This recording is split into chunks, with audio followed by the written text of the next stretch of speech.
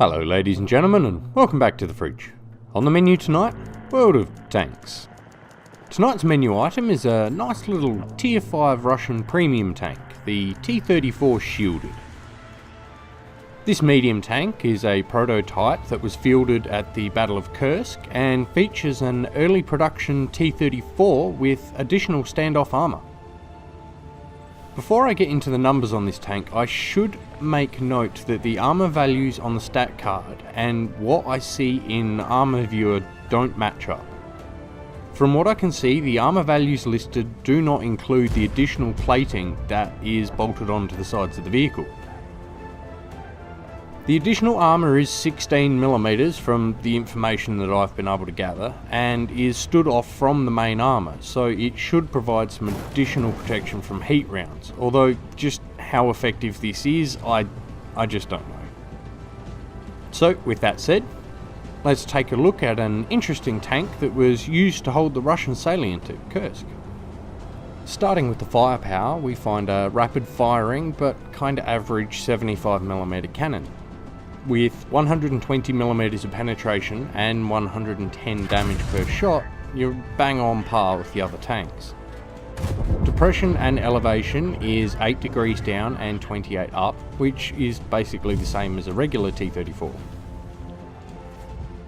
DPM looks decent when compared with other premiums at a little over 1700, which is about 440 DPM higher than the basic T-34 tree tank, but you're still behind the Matilda Black Prince. Dispersion is poor at 0.43, meaning you need to be reasonably close to your target to be effective. Aim time is 2.3, which is decent and is quicker than the basic T-34. Turret rotation, however, is slower at 36 degrees per second. Survivability is a bit of a mixed bag, to be honest, with 500 hit points being more than the tree tank, but more than 100 hit points behind some of the other tier 5 premiums. Armour is interesting. As I said before, there is an additional 16mm of standoff armour attached to this tank, hence the name Shielded. Hull armour on the front is 45mm with 40mm on the sides and rear. Turret armour is 45mm all round. As you can see in the screen grabs, the additional armour protects a large portion of the turret and hull sides, although you don't get any additional frontal or rear hull protection. And this protection comes at a cost, and that's mobility. The additional armour weighs the tank down, and with the same 500 horsepower engine, your acceleration has taken a slight hit.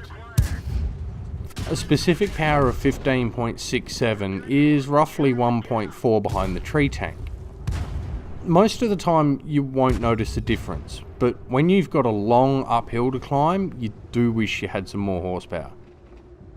Turret traverse has also taken a hit, with 37.5 degrees per second being over 5 degrees behind the tree tank. Top speed, however, is still the same at 56 km an hour forwards and 20 in reverse. When it comes to concealment, this tank comes out on top, and you do still have the ability to apply additional camo paint. Parking in a bush and ambushing may well be a valid tactic. Spotting, however, is poor, with only 340 metre view range, so don't think you're going to be helping your team by parking in a bush and trying to passive scout. So there we have it, the T-34S.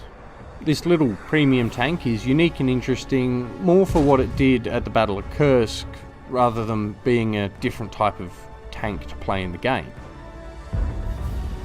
I have had very little time in this tank, and I cannot really comment on the effectiveness of that additional armour.